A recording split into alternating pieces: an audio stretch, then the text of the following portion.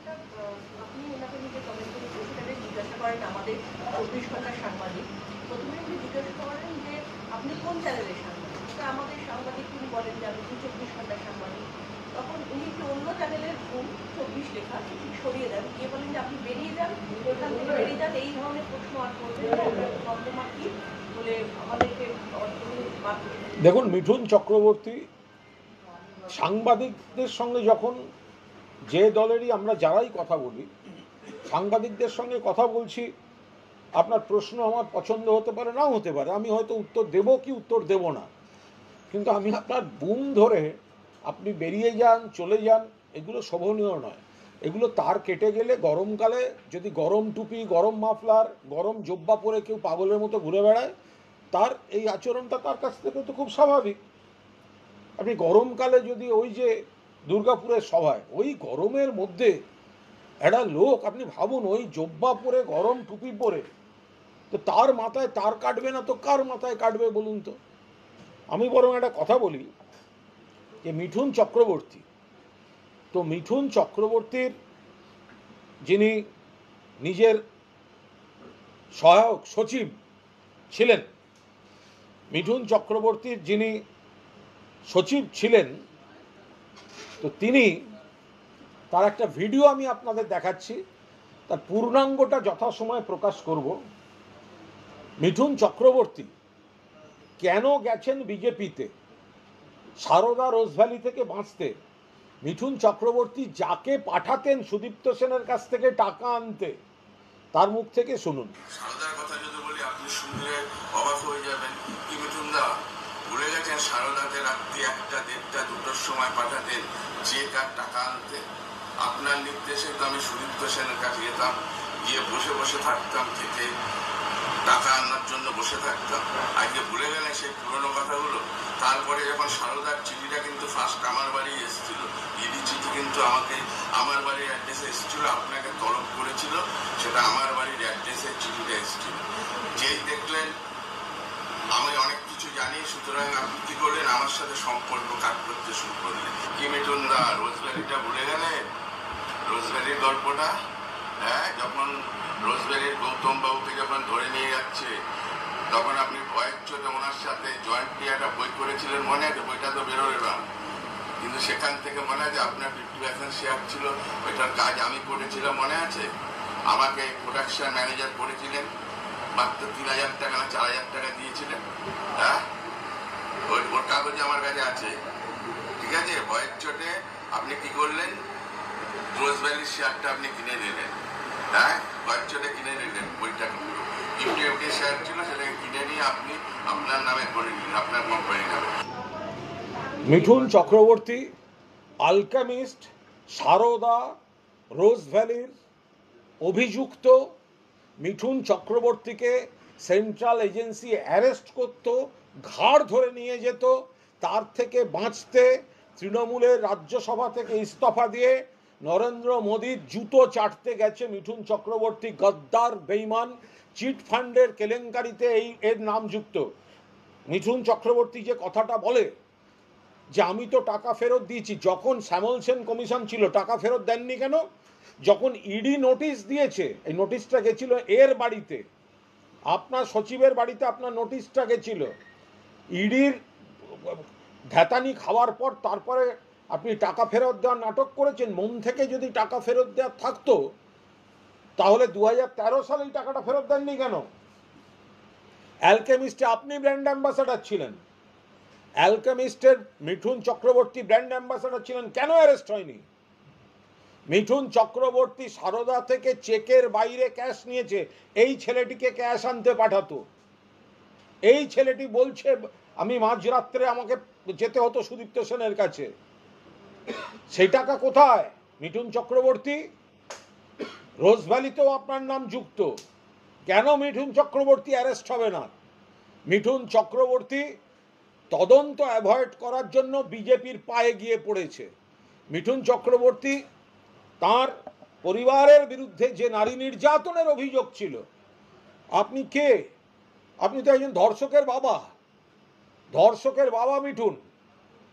ও কিন মহিলাদের সুরক্ষা বলতে আসছে, ধর্ষকের বাবা মিঠুন। ও কি মহিলা সুরক্ষা বলতে আসছে? ওগুলো থেকে বাঁচাতে বিজেপি কোথায় হাতিদের করিডোরের ওপর পরিবেশের আইন ভেঙে কি কনস্ট্রাকশন, মিঠুন চক্রবর্তীর নাম, কোন স্কুল করেছেন, ব্রিটেনের কোন স্কুলের অ্যাফিলিয়েশনের নাম করে, পরে সেই অ্যাফিলিয়েশন খুঁজে পাওয়া যাচ্ছে না, বিতর্ক, এগুলোর একটাও স্পষ্ট উত্তর আপনার কাছ থেকে পাওয়া যায়নি। ফলে মিঠুন চক্রবর্তী, বাংলায় আপনাকে বিজেপি গলায় বকলস লাগিয়ে ঘেউ ঘেউ করতে পাঠিয়েছে, কিন্তু আপনি ভুলে যাবেন না বাকিরা সব কিছু ভুলে গেছে। আপনি প্রথম কথা, সিবিআই ইডিকে নতুন করে চিঠি লিখব, সিবিআই ইডিকে ওনার সচিবের বয়ান দিয়ে নিয়ে গিয়ে চিঠি দেব, তিনি সাক্ষী দেবেন, অবিলম্বে মিঠুন চক্রবর্তীকে 3টে চিটফান্ড মামলায় অ্যারেস্ট করা উচিত। আরামবাগে আজকে একটা দলীয় কর্মীদের সভায় মিঠুন চক্রবর্তী বলেছেন যে মার খেয়ে আপনারা বাড়ি ফিরবেন না। মিঠুন চক্রবর্তী মার কি বলছেন? মার খেয়ে বাড়ি ফিরবেন না? মিঠুন চক্রবর্তী চিটফান্ড, আলকেমিস্ট, সারদা, রোজভ্যালিতে অভিযুক্ত, তদন্ত এড়াতে বিজেপিতে গেছে, গলায় ওকে চেন বেঁধে ভৌ ভৌ করাচ্ছে, ঘেউ ঘেউ করাচ্ছে, ওকে গলায় চেন বেঁধে ঘেউ ঘেউ করাচ্ছে ভারতীয় জনতা পার্টি। ভদ্রলোককে বা তিনি এতদিন গোপন রেখেছিলেন কেন যদি বলেন? কোনো গোপন কিছু রাখেননি তো, তিনি হয়তো কমিউনিকেট করার চেষ্টা করেছেন, এজেন্সির সঙ্গেও কথা বলেছেন, কিন্তু তার অভিজ্ঞতা হচ্ছে যে এজেন্সি এখন সেগুলো শোনেনি। তার কারণ ওনার বাকি ভিডিওর অংশেও আছে যে মিঠুনবাবু এখন চলে গেছেন কেন্দ্রের ক্ষমতাসীন দলে, ফলে আমার সেই জায়গাটা আমার গুরুত্ব দেওয়া হচ্ছে না। ফলে এর পূর্ণাঙ্গ ভিডিও যথাসময়ে হবে, এজেন্সিতেও জমা পড়বে। মিঠুন চক্রবর্তী যদি এক বাপের বেটা হয়, মিঠুন চক্রবর্তী তো অতীতেও আমাকে সাক্ষাৎকার দিয়েছে, চিটফান্ড নিয়ে মুখোমুখি বসুক না, একবার বড় বড় কথা না বলে একবার মুখোমুখি হোক না। ছোটবেলায় নকশাল নাকি, তারপর পালিয়ে গিয়ে, আপনি পালিয়ে গেছিলেন কেন? আজকে আপনি বিজেপির লোকদের বলছেন মার খেলে মারুন, পালিয়ে যাবেন না, তা আপনি আবার বলেন নকশাল পিরিয়ডে আমি পালিয়ে গেছিলাম। কত বড় দ্বিচারী, নিজে পালিয়ে গেছে ভিতর ডিম, আর বিজেপির ছেলেগুলোকে ওস্কাচ্ছে গন্ডগোল করো। নকশাল পিরিয়ডে পালিয়ে গেছিল কেন বাগবাজারের গৌরাঙ্গ, সে আবার এসে আরামবাগে বলছে পালাবেন না? কি করে হয়? যে নাকি বাংলা ছেড়ে পালিয়েছিল, তাহলে ওইটা ঢপবাজি, তাহলে নিশ্চয়ই পাড়ায় এমন কিছু করেছিল, পাড়ার লোক বের করে দিয়েছে। যদি ওইটা যদি হয় আমি নকশাল পিরিয়ডে আমায় চলে যেতে হয়েছিল, তাহলে আপনি এখানে উল্টো পরামর্শ দিচ্ছেন কেন? আর যদি না হয়ে থাকে তাহলে তখন আপনি বুক চিতিয়ে লড়েননি কেন?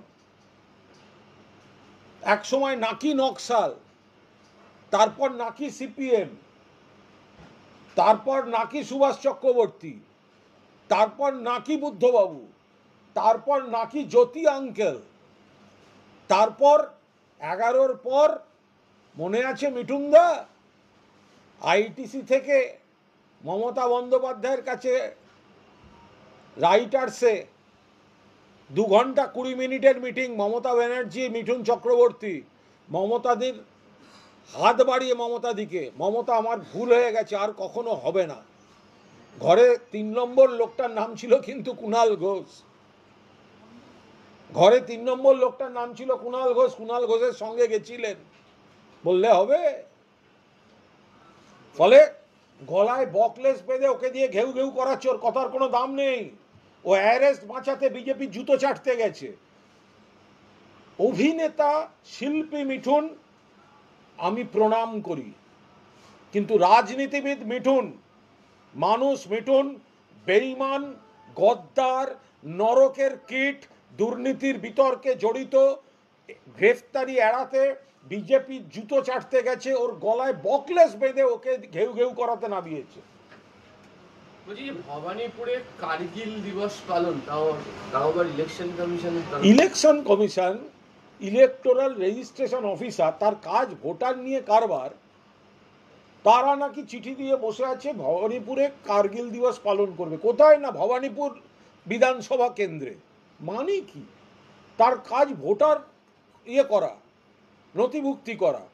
তারা চিঠি দিচ্ছে ওই হলটা চাই, অডিটোরিয়ামটা চাই, আমরা কার্গিল দিবস পালন করে, কার্গিল নিশ্চয়ই সবাই পালন করবে, কিন্তু আপনি কি করছেন ওখানে ভবানীপুর কেন্দ্রে? তার মানে ভবানীপুর কেন্দ্রটাকে টার্গেট করে, কার কেন্দ্র বুঝতে পারছেন, সেখানে একটা কোনো কুমতলব এইসব চিঠিপত্তর। ফলে এই চিঠি কেন দিল, কারা দিল, এই চিঠির নেপথ্য কাহিনী কি, দপ্তর থেকে অফিসিয়ালি এটা ক্লারিফাই করা উচিত। কিন্তু বাংলাতেও এসআইআর এর জল্পনা বাড়ছে, বিএলওদের ট্রেনিং শুরু হয়ে গেছে, ফলে বিহারের পরে আবার এরপর কি বাংলার পালা? তীব্র প্রতিবাদের মুখে পড়বে বিজেপি, তীব্র প্রতিবাদের মুখে পড়বে। সাধারণ মানুষকে তারা বারবার হয়রানির মুখে ফেলছে। একবার নোটবন্দি করে লাইনে দাঁড় করিয়ে কত লোকের মৃত্যু হলো, একের পর এক তাদের কাজ। এখন অস্তিত্ব শিকড় ধরে টান মারছে, এ হতে পারে না, শিকড় ধরে টান মারছে। ভারতীয়কে বাংলা বললে বাংলাদেশি বলে হয়রান করছে, আর বাংলাদেশ সীমান্তটা পাহারা দেওয়ার দায়িত্ব ওদের। যদি বাংলায় 2 জন ঢুকে থাকে বা ত্রিপুরায় 20 জন ঢুকে থাকে, ওদের দায়িত্ব, ওদের অমিত শাহের বিএসএফ ওখানে থাকে। কিন্তু এই যে হয়রানি, এরা ইলেকশন কমিশনকে কবজা করে ভোটার তালিকায় কারচুপি করে ব্যাকডোর দিয়ে ক্ষমতায় আসার দিবা স্বপ্ন দেখছে। মহারাষ্ট্রে করেছে, দিল্লিতে করেছে, এটা মমতা ব্যানার্জির মাটি, এখানে ওসব হবে না। আইন মাফিক জেনুইন ভোটারদের হ্যারাস না করে ইলেকশন কমিশন যখন কাজ করে আমাদের কোনো আপত্তি নেই। আমরাই বরং বলি ভুয়ো ভোটার থাকবে না, অন্য রাজ্যের ভোটারের নাম কেন ঢুকিয়েছেন। আমরা ভোটার লিস্ট স্ক্রুটিনি আমরাও করছি, কিন্তু ভোটার লিস্ট স্ক্রুটিনির নামে বা বিশেষ সমীক্ষার নামে আপনারা যদি জেনুইন ভোটারদের বাদ দেওয়ার খেলায় যান, সেক্ষেত্রে প্রতিবাদ কাকে বলে সেটা কিন্তু বাংলা দেখিয়ে দেবে, সারা ভারতবর্ষকে আবার বাংলা নেতৃত্ব দেবে। এই ইস্যুতে দুটো প্রশ্ন, একটা হচ্ছে আরজেডি ইতিমধ্যেই ভোট বয়কটের ডাক দিয়েছে, বাংলায় কি হবে? দেখুন, এটা আলাদা কথা, এটা ওনারা একটা কথা বলেছেন, আরজেডি একটা কথা বলেছেন, তার উপর দাঁড়িয়ে আমি মন্তব্য করার কেউ নই। এটা সর্বভারতীয় স্তরে আমাদেরও শীর্ষ নেতারা, তাদের সঙ্গে যোগাযোগ রয়েছে। কোন রাজ্যে কোন দল কি সিদ্ধান্ত নেবে বা সবাই মিলে কি সিদ্ধান্ত নেবেন, সেটা আমাদের শীর্ষ নেতৃত্ব যথাসময় জানাবেন। কিন্তু কড়া প্রতিবাদ হবে বিজেপির বিরুদ্ধে। গণতান্ত্রিক, ধর্মনিরপেক্ষ, প্রগতিশীল শক্তির সব দল এই ফ্যাসিবাদী স্বৈরাচারী যে কাণ্ড কারখানা কেন্দ্রের বিজেপি সরকার করছে এবং ইলেকশন কমিশনকে তার বিশ্বাসযোগ্যতাকে প্রশ্নের মুখে ফেলে দিয়ে ব্যাকডোর দিয়ে ভোটার লিস্টে কারচুপির কাজ করছে, তার প্রতিবাদ হবে।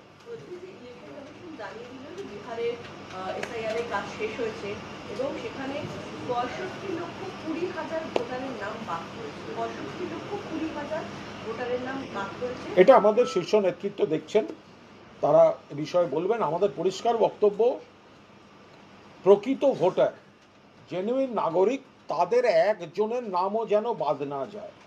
তাদের এলিমিনেট করার ইলেকশন কমিশনের কাজ হচ্ছে গণতন্ত্রের উৎসবে বেশি সংখ্যক মানুষকে সামিল করা, বৈধ ভোটার বাড়ানো। সেখানে এরা এখন এলিমিনেশনে চলে যাচ্ছে, কারণ বিজেপিকে জেতাতে হবে। ফলে জেনুইন ভোটারদের হ্যারাস করা হচ্ছে। নিশ্চয়ই আমাদের নেতৃত্ব নজরে রাখছেন, যথাসময়ে ব্যবস্থা হবে। মহারাষ্ট্রে পরিযায়ী শ্রমিকের ঘটনা এসছে মহারাষ্ট্রের, এবং অভিযোগ যে তাকে ভয়ঙ্কর ঘটনা আসছে বিভিন্ন রাজ্য থেকে, যে যারা বাংলা বলছেন তাদের ওপর অত্যাচার হচ্ছে, অ্যারেস্ট হচ্ছে। এবার তো মহারাষ্ট্র থেকে মৃত্যুর খবর এলো, খুন করে ফেলা হয়েছে। তো সেগুলো তার বিস্তারিত আমাদের সরকারও সমস্ত খোঁজ খবর নিচ্ছেন। কিন্তু এটা ঘটনা যে সমস্ত জায়গা থেকেই, বহু জায়গা থেকে, বহু রাজ্য থেকে, বিজেপি শাসিত রাজ্য থেকে এই খবরগুলো আসছে যে বাংলা বললেই তাদের উপর নানা হয়রানি, নানা আক্রমণ, কখনো আটক, কখনো গ্রেফতার, কখনো বিএসএফের হাতে তুলে দেওয়া, নানা ধরনের নির্যাতন আর মৃত্যুর খবর তো এবার সবকিছু সীমা ছাড়িয়ে গেল। বাংলা ভাষা নিয়ে যা হচ্ছে তার জন্য কি আন্দোলন আরো তীব্রতর হবে আগামী সময়? 100% তীব্রতর হবে। সর্বভারতীয় তৃণমূল কংগ্রেস সারা বাংলায় নামছে, দিল্লিতে নামবে, অন্য রাজ্যে নামবে। বাংলা ভাষা দেশের স্বীকৃত 22টা ভাষার অন্যতম, এবং আমরা ভারতীয়। ফলে বাংলা ভাষী ভারতীয়, আমরা বাকি সব ভাষাকে সম্মান করি, কিন্তু বাংলা বললেই বাংলাদেশি বলা হচ্ছে। এটা কোন কালচার? বাংলাকে প্রতিহিংসা পরায়ণভাবে, প্রতিশোধমূলকভাবে টার্গেট করে এইভাবে বাংলা ভাষীদের হয়রান করছে বিজেপি। অঞ্জলি থেকে বলা হচ্ছে যে সরকার আগেভাগেই জানতো যে এসআইআর হবে, নিজেদের বিপদ আঁচ করতে পেরেই নিজেদের ভোট ব্যাংক বাঁচাতে পাড়া প্রকল্প চালু করা হয়েছে এবং সেই কারণেই বিধায়ক এবং পঞ্চায়েতের বুথ স্তরের ওই অ্যাডমিনিস্ট্রেশন ক্যাম্পটা। ওই অবান্তর কথা। এর আগে তো দুয়ারে সরকারও হয়েছে, দুয়ারে সরকার হয়নি এর আগে? যেটা সরকার যেটা মানুষের পরিষেবার জন্য গ্রাসরুটে নেবে, তৃণমূল স্তরে নেবে, এটা তৃণমূল কংগ্রেস তৃণমূল স্তরে নেবে যেখানে কাজ করছে, এবার তাতে ওদের একটা প্যানিক অ্যাটাক হচ্ছে যে এতগুলো কাজ, তার সঙ্গে আরও একটা কাজ, ফলে বিজেপি বা বিরোধীদের ভোট আরও কমবে, সিট আরও কমবে। সেই প্যানিক অ্যাটাক থেকেই ভুলভাল কথাগুলো বলছে। অঞ্জলি শীল ফালাকাটা আজকে অবশেষে তাদের বাড়িতে এনআরসির নোটিশ দিয়ে যাওয়া হয়েছে। তো আমরা তো সেটাই বলছি, অঞ্জলি শীল কে? ফালাকাটার অঞ্জলি শীল তিনি তো একজন হিন্দু, তো তার বাড়িতেও এনআরসির নোটিশ দিয়েছে। তাহলে যারা বলছেন যে হিন্দুরা সুরক্ষিত, কেউ সুরক্ষিত নন। অঞ্জলি শীল তিনি যদি এনআরসির নোটিশ পান, তাহলে যারা বলছে হিন্দুরা সুরক্ষিত, তাহলে রাজবংশী উত্তম কুমার ব্রজবাসী তিনি কেন নোটিশ পাচ্ছেন? ভিন রাজ্যে মতুয়াদের কেন হ্যারাস করা হচ্ছে? ফলে এদের এই মানসিকতা, এদের এই নীতি, এদের এই পিছনে দরজা দিয়ে নির্বাচন কমিশনকে অপব্যবহার করে ভোটার তালিকায় কারচুপি করা, এই করতে গিয়ে হিন্দু মুসলমান খ্রিস্টান নির্বিশেষে ভারতবর্ষের নাগরিকদের হয়রানি করছে এরা। এটা হতে দেওয়া যায় না। এটা আমাদের প্রত্যেকের অস্তিত্বের লড়াই। 28টি অরাজনৈতিক সংগঠন তারা 28শে জুলাই তারা নবান্ন অভিযানের ডাক দেবে, যে চাকরিহারা প্রার্থী, চাকরিজীবী ঐক্যমঞ্চে এরা সবাই সামিল হচ্ছে নবান্ন অভিযানে। দেখুন, সবাই চেষ্টা করছেন, রাজ্য সরকার চেষ্টা করছেন। যারা মামলা করে, যারা জট পাকায়, তারাই আবার আন্দোলন ডাকে। যারা কোর্টে গিয়ে জট পাকায়, তারাই আবার আন্দোলন ডাকে। এরা সমস্যাটাকেই জিইয়ে রাখতে চায়, আর মমতা বন্দ্যোপাধ্যায়ের নেতৃত্বে সরকার চায় সমাধান করতে। 9ই আগস্ট কালীঘাট চলো ডাক দিয়েছে অভয়া মঞ্চ। পুলিশ তাদের বলছে যে কালীঘাট না, চলো একটা ভিন্ন রূপ দিয়েছে, কিন্তু তারা রাজি নয়। তারা বলছে আমরা হাজিরা থেকে কালীঘাটেই যাই। মানে হোয়াই কালীঘাট? কালীঘাটটা তো কোনো রাজনৈতিক কর্মসূচির জায়গা এখনো পর্যন্ত নেই। কালীঘাটে ওপাশে মায়ের মন্দির, আর কালীঘাটে আমাদের মাননীয় মুখ্যমন্ত্রীর বাসভবন, বাড়ি। তো সেখানে কারোর বাড়ি টার্গেট করে রাজনৈতিক কর্মসূচি, এটা অনভিপ্রেত। ফলে এরপরে যদি বিজেপি নেতাদের বাড়ির দিক টার্গেট হয়ে যায়, তখন যেন কেউ আবার আমাদের দোষ দিয়ে বসবেন না। আমরা বাড়ি রাজনীতি পছন্দ করি না। সরকারের কাছে যদি কোনো বক্তব্য থাকে, তার জন্য ধর্মতলা চত্বর, শহীদ মিনার, ব্রিগেড, যা যা রাজনৈতিক সমাবেশের জন্য যা যা জায়গাগুলো থাকে, আছে তো। ফলে মুখ্যমন্ত্রীর বাড়ি টার্গেট করে বিক্ষোভ করতে হবে, এই বাড়ি কালচারটা আসছে কেন? আমরা এই বাড়ি কালচারে বিশ্বাস করি না। মহানায়ক সম্মান অনুষ্ঠানে মুখ্যমন্ত্রী ভাষা সন্ত্রাস নিয়ে গর্জে উঠেছিলেন। বিরোধীরা বলছে যে এই বিভিন্ন দুর্নীতি থেকে মুখ ঘোরানোর জন্য এরকম। এই পাগল না মাথা খারাপ? কোন সিপিএম জমানায় দুর্নীতি, সন্ত্রাস, নারী হত্যা, গণহত্যা, গণধর্ষণ, এগুলো তো একটা চরম সীমায় ছিল। অনুন্নয়ন, অপশাসন, বিজেপি রাজ্যগুলিতে সেগুলি রয়েছে। এই রাজ্যে আগের থেকে অনেক ভালো পরিস্থিতি, সামাজিক অপরাধ যেটুকু আছে কমছে, পুলিশ ব্যবস্থা নিচ্ছে। আর বাঙালি সত্তাকে আক্রমণ করে যেটা নিচ্ছে, এটা আপনার আমার আমাদের সকলের শিকড়ের সমস্যা। এবার যদি বলে বাবার বার্থ সার্টিফিকেট আনো, মায়ের বার্থ সার্টিফিকেট আনো, কে কোথা থেকে জোগাড় করবে? তো তার প্রতিবাদ সেই জায়গাটায় মমতা বন্দ্যোপাধ্যায় রুখে দাঁড়াবেন না। দুটো আছে, একটা হচ্ছে যে এই নারেগার অর্থ দেওয়ার যে নামের তালিকা, তাতে রাজ্যের নামই রাখা হলো। তার কারণ হচ্ছে যে বিজেপি পুরোদস্তুত্ব বঞ্চনা করেছে পশ্চিমবঙ্গকে। বাংলার প্রাপ্য টাকা দিচ্ছে না, তালিকাতে একমাত্র রাজ্য নেই, সেটা হচ্ছে পশ্চিমবঙ্গ। কোর্ট বললেও সেটাকে কাজ হয় না, তার উত্তর আসে খতিয়ে দেখা হচ্ছে। অথচ বাংলা থেকে ট্যাক্সের টাকা তুলে নিয়ে যাচ্ছে কিন্তু কেন্দ্রীয় সরকার। গত 4 বছরে 4,64,000 কোটি টাকার বেশি নিয়ে গেছে বাংলা থেকে, কিন্তু বাংলার 1,70,000 কোটি টাকা বকেয়া, সেটা কিন্তু দিচ্ছে না। অন্য রাজ্যে ভরে ভরে দুর্নীতির অভিযোগ আসছে।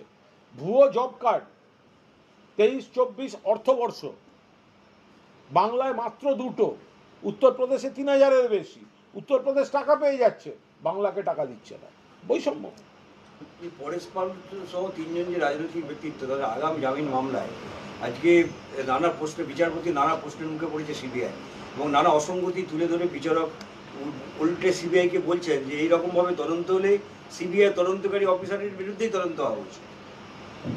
ওই যে মামলাটি নিয়ে চলছে, যেটা এতদিন বাদে আমাদের বিধায়ক পরেশ পাল বা এদের বিরুদ্ধে সব সাপ্লিমেন্টারি চার্জশিট দেওয়া হলো, এটা তো পুরোটা বিজেপির আবদার মেনে সিবিআই থেকে এতদিন বাদে এসে, এটা হলো আগের নির্বাচনের পরের একটি বিতর্কিত ঘটনা, তার চার্জশিট দিচ্ছে এদের নাম যোগ করে এই নির্বাচনের আগে। তো ফলে এর মধ্যে যে বিস্তর অসঙ্গতি থাকবে এবং রাজনৈতিক চাপে বিজেপির আবদারে সিবিআই এইটা করেছে, এটা তো স্পষ্ট বোঝা যাচ্ছে। এবার সেটাই আদালতে বিচারপতি যিনি মহামান্য আছেন তার কাছে ধরা পড়ছে এবং তিনি প্রশ্ন করছেন। দাদা, একটা বিষয় হচ্ছে, যেটা হচ্ছে যে রাজ্যের গোবিন্দভোগ চালের যে জিআই, সেই জিআই কি ওয়েস্ট বেঙ্গলের? এই যে গোবিন্দভোগ চাল এক্সপোর্ট করার জন্য কেন্দ্র থেকে একটা লাইসেন্স দেয়, কেন্দ্রকে বারবার লেখা হচ্ছে যে আপনি লাইসেন্সটা দিন। বাংলার ভালো তো সহ্য করতে পারে না, বাংলার ভালো সহ্য করতে পারে না। বাংলা যে সব দিক থেকে এগোচ্ছে, নতুন নতুন নানা ধরনের বৈশিষ্ট্য স্বাতন্ত্র্য আছে যে প্রোডাক্টগুলোতে, তো সেইগুলো দিতে তো ওদের বুকে ব্যথা করে, কষ্ট হয়, বাংলাকে হিংসা করে। তার থেকেই এই ধরনের সব কাজগুলো জটিল করে, আটকে রাখে, দেয় না। একটা লাস্ট কোশ্চেন, সেটা হচ্ছে যে মেট্রোর একটা বৈঠকের মিনিটস বেরিয়েছে, সেখানে ইস্ট ওয়েস্টের বেসরকারীকরণের দিকে এগোনো হচ্ছে এবং 31শে জুলাই এই বিষয়ে সিদ্ধান্ত ওরা গ্রহণ করবে বলেছে। 1.5 বছর আগে ওরা সিদ্ধান্ত নিচ্ছিল ডিএমআরসিকে দেবে বলে। কলকাতার এই সেকশনকে বেসরকারীকরণ নিয়ে অলরেডি ইউনিয়নগুলো প্রতিবাদ করছেন, কেন দেওয়ার চেষ্টা হচ্ছে আপনাদের কি মনে হয়? দেখুন, এটা পুরো পলিসি ডিসিশন এবং নিশ্চিতভাবে এটা বিজেপি গভর্নমেন্ট, এটা কিন্তু রেল সার্বিকভাবে রেলটাকে যেভাবে তারা বিপর্যস্ত করছে, রেলের যে বেসরকারীকরণ ঢালাওভাবে চলছে, তারই কার্যত একটা অঙ্গ হয়ে যাচ্ছে। যেগুলো মমতা বন্দ্যোপাধ্যায় রেলমন্ত্রী থাকাকালীন যেগুলি তার স্বপ্ন ছিল, সেগুলিকে নষ্ট করতে করতে যাচ্ছে এই বিজেপি। এই বিষয়টা অত্যন্ত গুরুত্বপূর্ণ বিষয়। রাজ্য সরকার এবং আমাদের দলের শীর্ষ নেতৃত্ব নজর রাখছেন। মমতা বন্দ্যোপাধ্যায় শুধু একজন 3 টার্মের মুখ্যমন্ত্রী যিনি 4র্থবার হতে চলেছেন তাই নয়, তিনি দেশের অন্যতম সফল প্রাক্তন রেলমন্ত্রী। ফলে চূড়ান্ত বিশ্লেষণ করে মমতা বন্দ্যোপাধ্যায় যথাসময়ে বা রাজ্য সরকার যথাসময়ে তাদের বক্তব্য জানাবেন। গোটা দেশে রেলকে যেভাবে সর্বনাশ করে দিচ্ছে, রেলের পরিকাঠামো, পরিষেবা, রক্ষণাবেক্ষণ, যাত্রী সুরক্ষা, সমস্তটা যেরকম 12টা বাজাচ্ছে এই বিজেপি সরকার, বেসরকারি হাতে অনেক জায়গায় তুলে দিচ্ছে, এই সর্বনাশা খেলার অঙ্গ হয়ে যাচ্ছে সব। শ্রমিক ভোটের নতুন করে টিম সাজাচ্ছেন, দেখা যাচ্ছে যত পুরনো যারা ছিল বিজেপি তাদেরকে নিয়ে ওরা নতুন টিম সাজাচ্ছে। তো সেই টিমের মাধ্যমে বাংলার শ্রমিক ভট্টাচার্য বিজেপি সভাপতি, ওটা অন্য দল। শ্রমিক ভট্টাচার্য রাজনৈতিকভাবে এবং আদর্শগতভাবে তিনি আমাদের বিরোধী। তিনি আমাদের দল বা সরকারের সমালোচনা করবেন, আমরা তার দলকে সমালোচনা করব, সরকারকে কেন্দ্রে সমালোচনা করব, এটাই তো গণতন্ত্র। এবার উনি সভাপতি হয়েছেন, তো যে কোনো সভাপতি তো তার সময় একটা টিম একটা সাজান বা ইত্যাদি, এটা ওদের অভ্যন্তরীণ ব্যাপার, এ বিষয়ে কোনো মন্তব্য করব না। তবে আদি তৃণমূল বনাম বিজেপি, আদি বিজেপি বনাম তৎকাল বিজেপি, যারা তৃণমূল থেকে গেছিল, তো তাদের মধ্যে যে সংঘাত, মানে তৃণমূল থেকে গেছে বা বিজেপি থেকে, এই সিপিএম থেকে কিছু লোক গেছে, এইটা নিয়ে ওদের মধ্যে একটা সংঘাত চলছে। তো সেই সংঘাতটা কিভাবে শ্রমিক সামলাবে, ও তো ঘর সামলাতেই ওনার সময় বেশি চলে যাবে। কারণ কিছু লোক আদি বিজেপি, আবার তৃণমূল থেকে কয়েকজনকে স্পেশাল ফ্লাইট এনে নিয়ে যাওয়া হয়েছিল, এখন তাদের অনেকে অটোয় চড়ে ফিরে এসছেন, আবার অনেকে থেকে গেছেন। তখন এইসব যারা দলটাকে হাইজ্যাক করার চেষ্টা করছে ওদের, এখন এদেরকে কিভাবে ব্যালেন্স করবে সে শ্রমিক ভট্টাচার্য বুঝবে। রায়গঞ্জ মেডিকেল কলেজে দেখা যাচ্ছে স্ট্রেচার পাওয়া যাচ্ছে না, তাদের কাঁধে করে রোগীকে নিয়ে যাওয়া রায়গঞ্জ মেডিকেল। দেখুন, এগুলো কোনো সেই সময়কার কোনো বিচ্ছিন্ন ঘটনা, স্ট্রেচার নেই সেটা হতে পারে না। এবার কখন হসপিটালের কোন জায়গায় স্ট্রেচার ছিল আর কোন জায়গায় রোগী এসে নেমেছে, সেখান থেকে স্ট্রেচারের দূরত্ব কতটা ছিল, বা স্ট্রেচারটা ওই জায়গাটা এনে দেওয়ার লোক ছিল কিনা, এগুলো না দেখে দুম করে একটা দৃশ্য, যে দৃশ্যটা বাঞ্ছনীয় নয়, কিন্তু সেটা ওইভাবে দুম করে বিচার করা যায় না। মিনাখাতে একটা জেরক্সের দোকানে জাল আধার কার্ডের একটা চক্র, হ্যাঁ, খুব খারাপ। এগুলো সব যুগ যুগ ধরে এগুলোর সমস্ত সীমান্তবর্তী জায়গায় কিছু দুষ্টচক্র কাজ করে। পুলিশ অনেক কমিয়ে এনেছে, তারপরেও যদি কেউ করে থাকেন তাহলে সেগুলো পুলিশই তো ধরছে। ডিভিসি যেভাবে জল ছাড়ছে, পরিস্থিতি তো অত্যন্ত খারাপ হচ্ছে। আমরা তো বারবার বলছি সেটা, যে যেভাবে ডিবিসি জল ছাড়ছে, একেই ভারী বর্ষা, তার মধ্যে ওই নিম্নচাপ, তার মধ্যে এইভাবে যদি জল ছাড়ে, তো তাহলে বিস্তীর্ণ এলাকা জলমগ্ন হয়ে যাচ্ছে, এবং সেটা তো ডিবিসি বা এদেরকে তো বারবার বলা হচ্ছে। বিজেপির তরফ থেকে প্রচার করা হচ্ছে যে প্রধানমন্ত্রী হিসেবে নরেন্দ্র মোদী ইন্দিরা গান্ধী রেকর্ডকে করতে নেবেন, কিন্তু দুজনের কি তুলনা টানা যায়? কোনো টানা, মানে কোনো অবস্থাতেই টানা যায় না। ইন্দিরা গান্ধী, তার সঙ্গে নরেন্দ্র মোদীর জাস্ট কোনো তুলনা হতে পারে না। ইন্দিরা গান্ধী যখন সীমান্ত সমস্যা হয়েছে, তখন সসম্মানে ভারত সেখানে লড়েছে, এবং দরকার হলে বাংলাদেশ বলে একটা দেশের জন্ম দিয়ে দিয়েছে। আর নরেন্দ্র মোদীর সময় একটা কি হলো না হলো, সেখানে আমেরিকা থেকে, আমেরিকার প্রেসিডেন্টকে টুইট থেকে জানতে হচ্ছে যে ভারত কি করবে না করবে। ফলে এইসব তুলনা যেন ভুলেও বিজেপি করার চেষ্টা না করে। আচ্ছা, ওই সল্টলেকে কয়েকটা জায়গায় জল জমেছিল, তাতে বিজেপি যুব মোর্চা সাঁতার কাটছে, বলছি দুয়ারে সরকার নয়, দুয়ারে বিজেপি তো সাঁতার কাটাই কাজ, কোনো অসুবিধা নেই তো। ওরা নানা জায়গায় সাঁতার কাটে, ভোটেও সাঁতার কাটবে, ফলাফলের দিনে সাঁতার কাটবে, সাঁতার কাটাই কাজ। ভারী একই সময় যদি ভারী বর্ষণ হয়, তাতে কোথাও কোথাও খানিকটা জল জমে যায়, এবার সেটা দ্রুত নামছে। আর সিপিএমের যারা এইসব জল জমা নিয়ে বলছেন না, এই আমার স্ট্রিট, কলেজ স্ট্রিট, তো আপনি যদি একটা স্টিল ছবি তোলেন, তাহলে জল জমার ছবি একই রকম হবে, কিন্তু যদি বাস্তব দেখেন, তাহলে বাম জমানায় 3 দিন থাকতো, তৃণমূল সেটা এসে 3 ঘন্টায় নামিয়ে দিয়েছে। ফলে তফাৎটা এই, আগে জল জমলে কেউ ফোনে বলতেন যে ভাই এখন 2-3 দিন এ পাড়ায় ইলেকট্রিসিটি নেই, এখন আমি নামতে পারবো না, আর এখন বলে 3 ঘন্টা বাদে আসুন, 3 ঘন্টার মধ্যে জলটা নেমে যাবে, শেষ, থ্যাংক ইউ, প্রচুর হয়ে গেছে। যেটা ওই অপরাজিতা বিল, এটা রাজভবন কনফার্ম করলে নাকি বলে কিছু কনফার্ম। এই যে অপরাজিতা বিল, যেটা আসছে সেটা হচ্ছে যে কি কি কারণে ফেরত পাঠানো হয়েছে, এর থেকে রিড আউট করছে যেটা প্রথম কথা ওটা নিয়ে আমি বলবো না। দেখুন, অপরাজিতা বিল যেটা ফেরত পাঠানো হয়েছে, সেটা অত্যন্ত আপত্তিকর, নিন্দনীয় এবং প্রতিবাদযোগ্য। মমতা বন্দ্যোপাধ্যায়, তিনি নারী সুরক্ষার জন্য এবং মহিলাদের বিরুদ্ধে যে অপমান, যে অত্যাচার, ধর্ষণ, খুন, তাদের সর্বোচ্চ শাস্তি এমনভাবে দেওয়া উচিত যাতে কেউ সাহস না পায়, এই লক্ষ্য নিয়ে অপরাজিতা বিল সর্বোচ্চ শাস্তি মৃত্যুদণ্ড বলে করেছিলেন। তো সে আমরা বারবার বলছিলাম এটাকে আপনারা অনুমোদন দিন, বিধানসভায় পাস হয়ে গেছে, তো সেটা ওরা দেননি। সেটা রাষ্ট্রপতি ভবন থেকে রাজভবনে এসছে, এবার এটা পুরো রাজভবনের কমিউনিকেশন খতিয়ে দেখে রাজ্য সরকার এবং মাননীয় মুখ্যমন্ত্রী খতিয়ে দেখবেন, খতিয়ে দেখে যা বলার বলবেন। কিন্তু এটা প্রমাণ হয়ে গেল যে এই বিজেপি নারী নির্যাতনকারীদের সর্বোচ্চ সাজা মৃত্যুদণ্ড দিতে প্রস্তুত নয়, কারণ এদেরই এমপিরা হচ্ছে শ্লীলতাহানিতে অভিযুক্ত, তাদের পাশে নিয়ে বসে থাকে।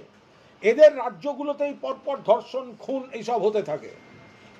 ফলে মমতা বন্দ্যোপাধ্যায় মহিলাদের স্বার্থে, মা বোনেদের স্বার্থে ভারতবর্ষের মধ্যে নজিরবিহীন যে বিলটা পশ্চিমবঙ্গে পাস করেছিলেন সেটাকে অনুমোদন না দিয়ে বিজেপির মুখোশ খুলে গেল, দ্বিচারিতার মুখোশ খুলে গেল।